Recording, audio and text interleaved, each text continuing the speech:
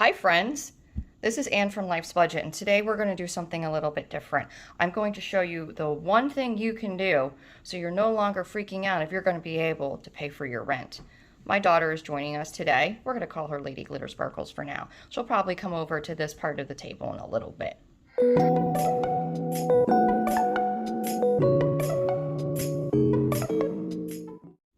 This section is your normal checking account, okay? So what I'm going to suggest you do is you open up a second checking account. And in this second checking account is going to be your fixed essential bills, okay? So these are items that you know exactly how much they cost every month. They don't change from month to month. And you have to pay them no matter what, okay? So the first thing is your rent and your mortgage. You have to pay that every month. So that is one thing. So what you're going to do is you're going to figure out how much your rent and your mortgage is. Let's say your rent and mortgage is about $1,500 a month. If you're paid bi-weekly, you put $750 every 2 weeks into this for your rent and mortgage. Set it and forget it. Next, your health insurance. Most people have their health insurance through their company already taken out before it hits your checking account. But for other people, that may not be the case. So if you have health insurance, then go ahead and make sure that, let's say you're paying $200 a month and you're paid bi-weekly, you put $100 every 2 weeks into this secondary account. Life insurance. Some people don't consider this essential.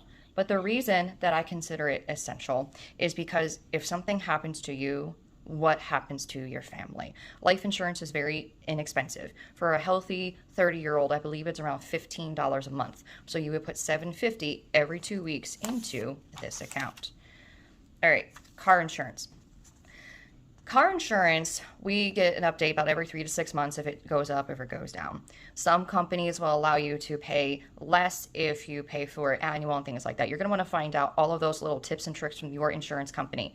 I would also go ahead and invite you to try to get a insurance broker. And what they do is they look at all the insurance companies and try to give you the best deal. Now, the best deal doesn't mean the cheapest. It means the best bang for your buck. So the best deductibles and things like that for your circumstances. Okay? And let's say your car insurance is $200 a month. You put $100 every 2 weeks into this account. Cell phone bill. Cell phone bill has many, many factors on it. You have a new phone, you have phone insurance, you have your usage, text message, sometimes internet's included, all of those things. I would suggest calling around for the type of phone service you really need and seeing what deal you can get. Sometimes by just calling and asking, you can get this lowered. Let's say it's $200 a month. You put $100 every 2 weeks into this second account. Internet. Now, we actually have our internet and our cell phone on the same bill, but most people do not. I would, again, just like we did with the cell phone, invite you to go ahead and call all the different providers in your area and see if you can get a promotional deal or something like that. If your internet's $100 a month every 2 weeks, put $50 in. By this sitting here and you putting all of this on autopilot every month, you do not have to worry about these. I'm going to quickly go over these categories and we're going to discuss why they're not in this account very briefly.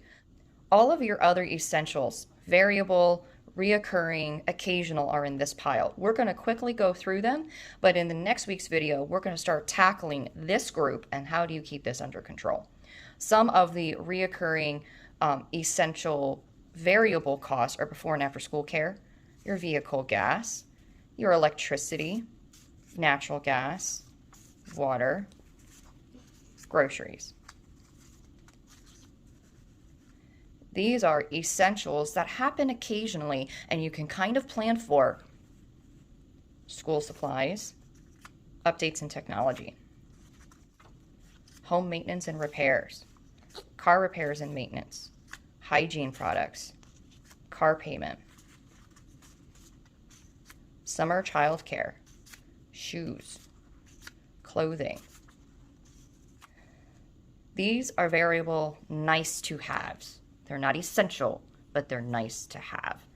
After school activities, travel, hobbies, eating out, wedding and other types of gifts like other people's birthdays or wedding showers, baby showers, that kind of thing. Birthdays. religious holidays. So Hanukkah, Kwanzaa, Christmas, all of those holidays, Easter, any of those, you know, Thanksgiving, or so I should say religious and national holidays, but you get the gist. These are big life-changing things that happen that you really need to plan for. This category is safe for things that they're expensive, they're big, sometimes necessary. And if you don't plan for these, it could sidetrack your finances completely. Home remodeling, education. This is for yourself and your children or grandchildren. Purchasing a home, weddings, purchasing a new car or new to you car, moving. We're going to start tackling these in the following weeks. If you have any questions or comments, please put them down below. Comprehensive book reviews that I've done, a couple of videos in terms of like how do you decide your priorities and things like that. If you have any requests on videos to do or books to review that aren't already down, put them down in the comment section below. Thanks. Bye. My next upload will hopefully be next Friday at 9 a.m. Bye. Bye.